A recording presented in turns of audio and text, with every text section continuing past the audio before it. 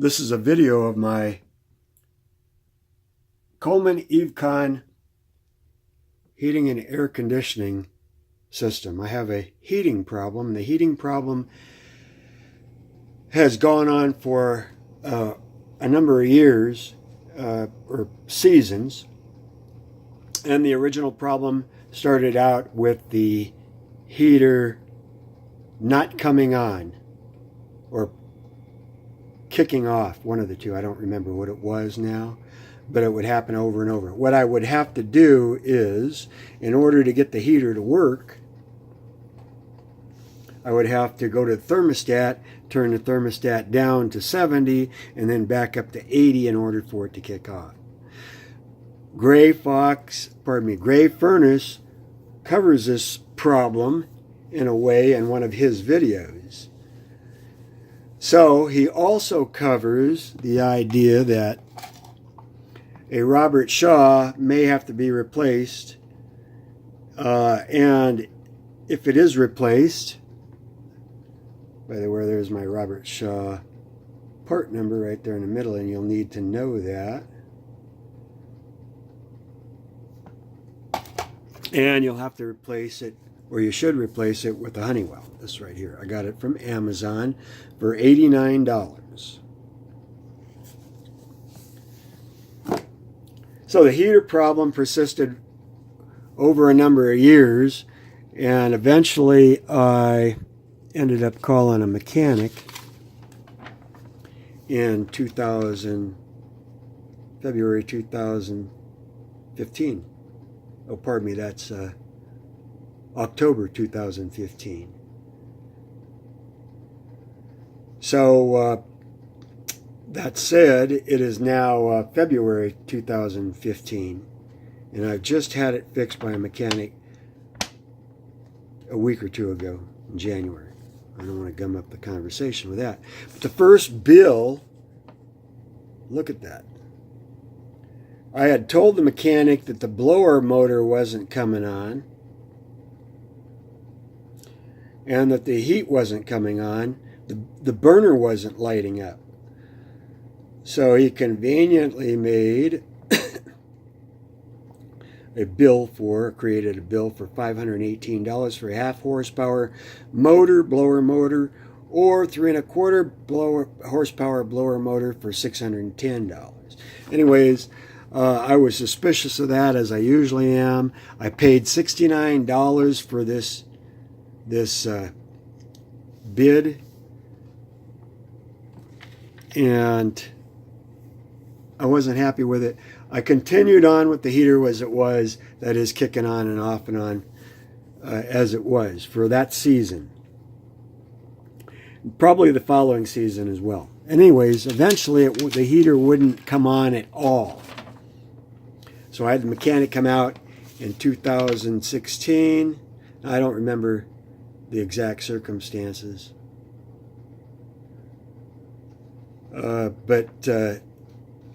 I had this guy come out in 2016, and his bill was for approximately the same amount of money right there. Suspicious, isn't it? So they only want to work on something if they can make $500 for their company. Anyways, his analysis was that it was the heater surface igniter control. So that may be the RobertShaw control, or it could be a burner inside the unit itself, which I was not opposed to taking out, but it just cost more money for that part. It was about $130 to $150 for that igniter inside the furnace, which would have been inside here. All this has to come off. So it's labor intensive, at least more than the RobertShaw and Honeywell replacement. Anyway, so I got the instructions, and here's the booklet, the Honeywell booklet. I'm already turned to my page. You can see there the number of the Honeywell controller and I marked in red pen there where my controller was located. And the difference between this and other controllers is that some of them don't use the jumper. Mine does not use the jumper. Anyway, so moving on here to the schematic of the controller. I had taken, stepping back a little bit, I had taken and marked all the wires on the RobertShaw with a piece of white tape and identified each one of these symbols on the tape. So I know where to put them on the RobertShaw, because basically the RobertShaw is just about the same. Not quite, but just about. So here's the schematic. My wires are all marked with with white tape, and all the symbols are marked. And I marked all those locations down here for my wires. My wires are in red. And I marked the locations here on the schematic where they're to go. So when I got around to doing it, I know basically exactly where they needed to go. Okay, so I screwed something up. I didn't screw something up. Well, I kind of screwed something up. I put the brown wire here, and I located it here on what is called a valve, and the brown wire is called a valve. And it comes down here, and it goes down here and over here to the combination controller. So I hooked up all the wires, including that one, and it wouldn't work. So I went for one season with this hooked up, but without it working, because I was going to another state to work each winter season anyways. When I came back this year, I decided to try to fix this. And what happened was I went to a manufactured home supply store, and I got a part for my shower. My shower valve would not turn on and off, and I had to replace that. So I had a discussion with him on that, and eventually I figured out what the problem was and how to solve it. And that's another story for another time. While I was talking to him, since he was so helpful, I asked him if he had a heater mechanic that he trusted. And he said yes, and he gave me the name and the phone number. And I called him right away because I had this problem lingering. He came over about 4 hours later after doing some work, and he looked at this for about a half an hour and figured out the problem. This brown wire here does not go to this ground valve. Oops.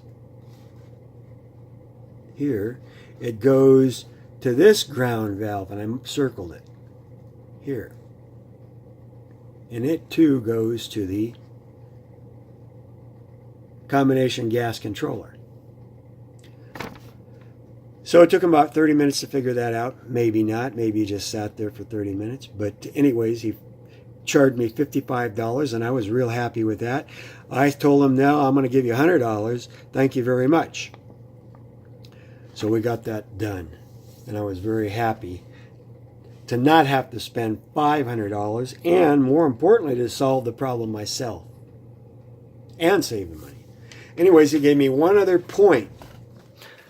And he said that we have here a damper, I don't know how to, right there, that opens and closes when the heater comes on, and it allows air in from the attic. And actually, during the wintertime, it's going to allow cold air in. So he said it's going to make your furnace run worse. It's one of these government requirements at the time that was made by the government, and it's no longer required.